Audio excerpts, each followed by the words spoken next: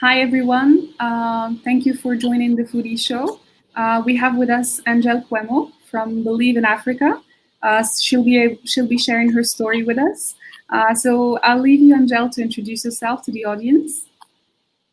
Thank you very much, my sister, for inviting me, and thank you very much for putting together this really great innovation show, the first food show. My name is Angelle Kwemo, and I'm originally from Cameroon. I'm a lawyer by training. I went to school in France. I worked in the private sector in Cameroon before moving to the US, where I got engaged in public policy, working for US Congress, and then I create Believe in Africa to help promote African stories and to provide African solutions to African problems here in Washington, D.C., and also highlight the role of the African private sector, women, and the youth. So I've been doing that for the past 8 years, and I'm really excited to be here to share my story with you. We're really glad to have you with us. I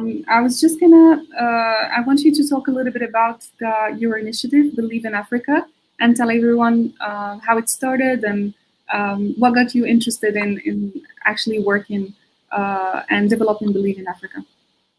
Yeah, it's a very interesting story. When I started working with the U.S. Congress in 2005, I was the only francophone and foreign-born staffers working on international trade and energy policy.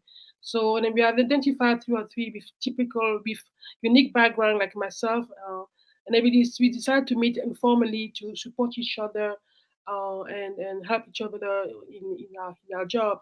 So that informal group grew, and then when Obama got elected, we were already maybe seven African descent working in U.S. Congress. We formalized the group. We call the Congressional African Staff Association, and our mission was to promote the good stories on the continent. No, it's not.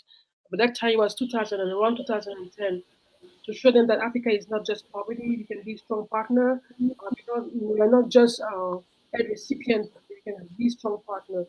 So, and then we educated our colleague from the Senate and the House side on the progress that Africa is making.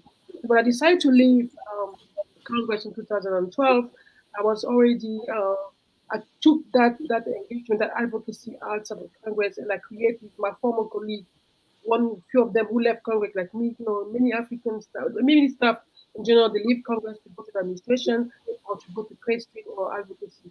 So we put Live in Africa together, and we launched it during President Obama's first African Leaders Summit. And since then, we continue to do meetings on the African private sector, on business initiatives, i.e., using the African diaspora who has a strong cultural connection to the continent that will have American businesses as well understand the landscape and facilitate business engagement with the continent.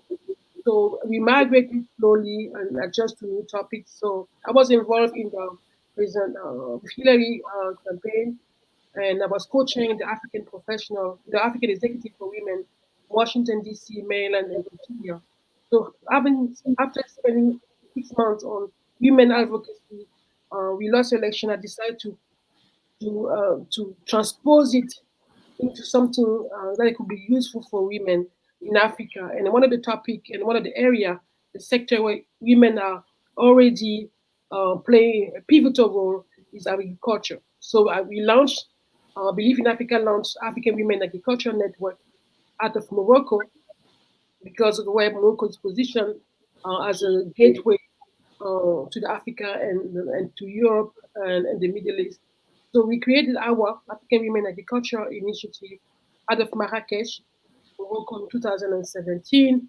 And since then, it has grown into a platform of women across the continent. So now Believe in Africa is promoting our among other things, and among programs on youth empowerment, youth development.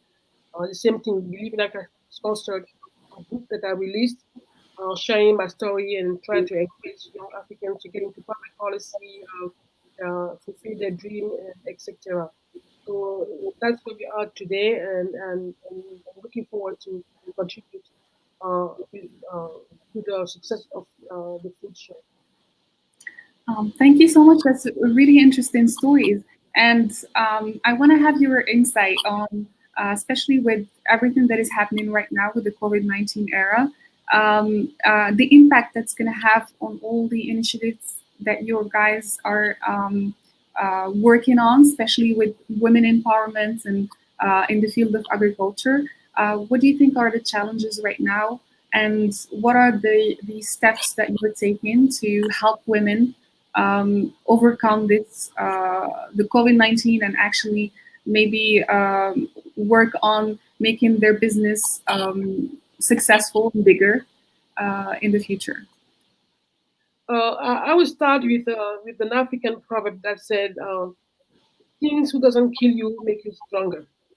The Africans in general are very resilient, especially the women. That's why they are able to develop these multiple task skills. And then now, with the COVID-19 pandemic, they are already at the forefront. Food security is a problem everywhere in the world, even here in the US. I was watching the news yesterday on CNN talking about the food security, food poverty, the level of poverty we have here in the US. How many kids are going to bed without eating because they're not going to school? They used to have food at school because it's part of the program. Now they're at home and the parents are living in poverty. So some of those kids, I think it was 12 million kids here in the US. Very impressive, but that's the reality. So in Africa, it's the same thing. Our economies were already growing steadily at average 5%. Now they're facing a serious hit. So and now the problem of security has become even more prevalent, and the disparity among women and men is even more visible. In the agricultural sector, for example, we all know that women are they represent almost, let's say 50%, I would say 70% of the workforce in the agricultural sector. They play the role in the entire value chain from the production of the food because they farm, they plant, for the processing of the food. The women, you go in the street, the women you see in Africa, you see women selling peanuts. They blend the peanut, they process the peanuts, they market it, Mhm. but they don't have access to finance. They don't have access to ownership because of the culture. If you're Moroccan, you know what I'm talking about. They don't Yeah. have access to education and information.